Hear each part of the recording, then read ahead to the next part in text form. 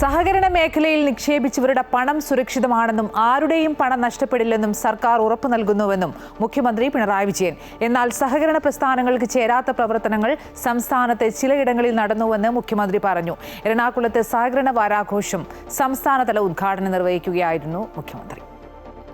സഹകരണ മേഖലയിൽ പരിശോധനകളും ഇടപെടലുകളും കുറഞ്ഞത് അപജയത്തിന് പ്രോത്സാഹനമായോ എന്ന് പരിശോധിക്കണമെന്ന് മുഖ്യമന്ത്രി പറഞ്ഞു. ഓരോ സ്ഥാപനത്തിനും ഓഡിറ്റ് നടത്താൻ ചുമതലപ്പെട്ട വിഭാഗമുണ്ട്. ക്രമക്കേടുകൾ കാണുന്നിടത്ത് കർക്കശമായി ഇടപെടാനുള്ള ശ്രമം ഉണ്ടാകണം. ഏതാനും ചിലയിടത്ത് മാത്രമാണ് ക്രമക്കേടുണ്ടായത്. നിക്ഷേപകരുടെ പണം സുരക്ഷിതമാണെന്നും യാതൊരു ആശങ്കയും ഉണ്ടാകേണ്ടതില്ലെന്നും മുഖ്യമന്ത്രി പറഞ്ഞു. സംസ്ഥാനത്തെ സഹകരണ മേഖലയുടെ പൊതുവായ ഖ്യാതിക്ക് ചേരാത്ത തരത്തിലുള്ള ചില പ്രവർത്തനങ്ങൾ ചിലയിടങ്ങളിൽ നടക്കുന്നു.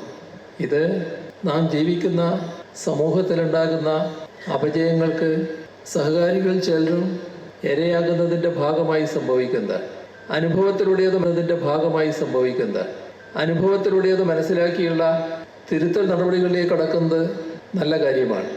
ഓരോ സ്ഥാപനത്തിൻ്റെയും ഓഡിറ്റ് നടത്താൻ ചുമതലപ്പെട്ട വിഭാഗമുണ്ട്. ഓഡിറ്റ് നടത്തേണ്ടയാൾ ഓഡിറ്റർ ഒരു സ്ഥാപനത്തിൽ നടക്കുന്ന ഏതുതരം വഴിവിട്ട നീക്കങ്ങളും കാണേണ്ടയാളാണ്. എല്ലാം രേഖപ്പെടുത്തുന്നവയായതുകൊണ്ട് കണ്ണിൽ പെടാതെ പോകില്ല. പക്ഷേ ചിലത് കാണാതെ പോകുന്നു. പിന്നീട് വലിയ തോതിൽ പ്രശ്നമായി വന്നപ്പോൾ അത്തരം ചില സ്ഥലങ്ങളിൽ ഒത്തുകളികൾ ഉണ്ടായി എന്നത് വ്യക്തമാകുന്നു. ഇത് സഹകരണ മേഖലയുടെ അടിത്തറ തോണ്ടുന്ന കാര്യമാണ് എന്നത് നാം തിരിച്ചറിയണം. സഹകരണ മേഖലയിൽ ആകെ കുഴപ്പമാണെന്ന് വരുത്തി തീർക്കാൻ ബോധപൂർവമായ ശ്രമമുണ്ടെന്ന് മുഖ്യമന്ത്രി ആരോപിച്ചു.